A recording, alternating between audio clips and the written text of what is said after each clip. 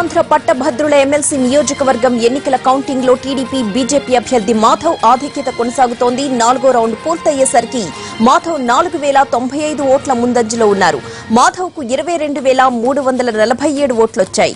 రెండో స్థానంలో ఉన్న అజయ్ శర్మకు 18252 ఓట్లొచ్చాయి. ప్రస్తుతం మొదటి ప్రాధాన్యత ఓట్లు 5వ రౌండ్ లెక్కింపు జరుగుతోంది. ఎడ్ల ఆదిరాజు, చింతాడ రవికుమార్, వివి రమణమూర్తులు ఆ తరువాతి స్థానాల్లో ఉన్నారు. అయితే గ్రాడ్యుయేట్ ఎన్నికల్లో ఎక్కువగా చెల్లని ఓట్లు రావడం హాట్ టాపిక్ గా మారింది. చదువుకున్న వారు కూడా చెల్లని ఓట్లు వేయడం ఒకటైతే ఆ ఓట్లు ఏకంగా 6000 వరకు ఉండడం మరో ప్రధానాంశం. 4 రౌండ్లు పూర్తయ్యేసరికి 5923 చెల్లని ఓట్లొచ్చినట్లు తేల్చారు కౌంటింగ్ సిబ్బంది.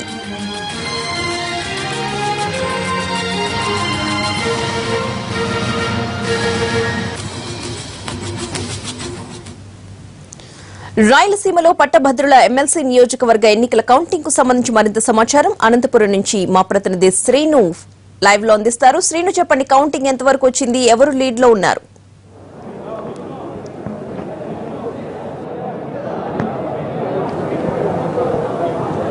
పశ్చిమ రాయలసీమ పట్టభద్రుల కౌంటింగ్ సంబంధించి 4వ రౌండ్ ప్రారంభమైంది. అనంతపురం పాలిటెక్నిక్ కళాశాల ఈ ప్రక్రియ కొనసాగుతుంది.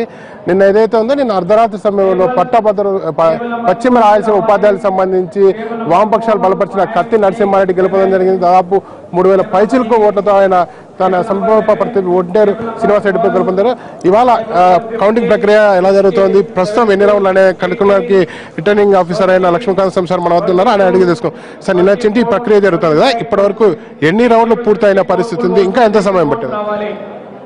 సో ఇప్పుడు అనంతపురం, కడప, కర్నూలు గ్రాడ్యుయేట్ కాన్స్టిట్యుయెన్సీకి సంబంధించి మొత్తం 1,55,600 ఓట్లు పోలైనాయి. మొత్తం 352 పోలింగ్ స్టేషన్లలో ఈ పోలింగ్ ప్రక్రియ ప్రారంభమైంది. పూర్తిగా ఓట్ల లెక్కింపు కూడా నిన్న ఉదయం ఇనిషియల్ కౌంటింగ్లో బండ్లింగ్ చేసి తర్వాత డీటెయిల్ కౌంటింగ్ అనేది కూడా స్టార్ట్ చేయడం జరిగింది. డీటెయిల్ కౌంటింగ్లో మొత్తము 26 టేబుల్స్ ఉన్నాయి. ఒక టేబుల్కు 1000 చొప్పున మొత్తం 26,000 ఓట్లు మొదటి రౌండ్లో తుది లెక్కింపులో చేయడం అనేది జరుగుతుంది. ఇప్పటి వరకు 3 రౌండ్లు పూర్తిగా పూర్తయినాయి.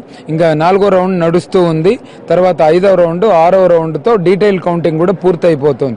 ఎందుకంటే ఒక రౌండ్కి 26,000 అయితే మొత్తం 1,56,000 ఓట్లు మొత్తం 6 రౌండ్లలో ఈ తుది లెక్కింపు అనేది పూర్తవుతుంది. ఈ తుది లెక్కింపు ప్రక్రియలో ఫస్ట్ ప్రిఫరెన్స్ని క్రైటీరియాగా తీసుకుని ఏ క్యాండిడేట్కి అయితే పడిందో ఆ క్యాండిడేట్ యొక్క కంపార్ట్మెంట్లో డ్రాప్ చేయడం అనేది జరుగుతుంది. దీనిలో డౌట్ఫుల్ ఏమైనా ఉన్నట్లయితే ఆర్ఓ టేబుల్ దగ్గర డిసైడ్ చేసి దాన్ని యాక్సెప్ట్ చేయడమా రిజెక్ట్ చేయడమా అనేది ఎలక్షన్ కమిషన్ నామ్స్ ప్రకారం డిసైడ్ చేయడం జరుగుతుంది. తర్వాత మా అంచనా ప్రకారం మధ్యాహ్నానికి ఈ తుది లెక్కింపు అనేది 6 రౌండ్లు పూర్తయ్యే అవకాశం ఉంది. మధ్యాహ్నం తర్వాత కోటా కూడా చూస్తాము. ఇప్పటి వరకు మాకు అందిన ఫలితం ప్రకారం 1,55,000 ఓట్లలో ఇంచుమించు 10 నుంచి 15,000 ఓట్ల వరకు తిరస్కరణకు గురయ్యే అవకాశం ఉంది. 1,40,000 ఓట్లు వ్యాలిడ్ ఓట్లు వచ్చినట్లయితే 1,40,000లో డివైడ్ చేస్తే 2తో దానికి మొత్తం 70,000 ఓట్ల వరకు 68,000 నుంచి 70,000 ఓట్ల వరకు కోటా రావడానికి అవకాశం ఉంటుంది. ఆ కోటా కానీ వచ్చినట్లయితే డీటెయిల్ కౌంటింగ్ వచ్చిన వెంటనే రిజల్ట్స్ అనౌన్స్ చేసి ఫామ్ 23, 23B, 24 వారికి అందజేయడం జరుగుతుంది. ఒకవేళ కోటా రాని పక్షంలో మొత్తం ఎలిమినేషన్ రౌండ్స్ అనేది స్టార్ట్ అవుతుంది. మొత్తం 25 మంది అభ్యర్థులు ఉన్నారు కాబట్టి అతి తక్కువ ఓట్లు ఏ అభ్యర్థికి అయితే వచ్చాయో ఆ అభ్యర్థికి ఉన్న 2వ ప్రిఫరెన్స్ని మిగతా 24 మంది అభ్యర్థులకు ట్రాన్స్ఫర్ చేయడం జరుగుతుంది.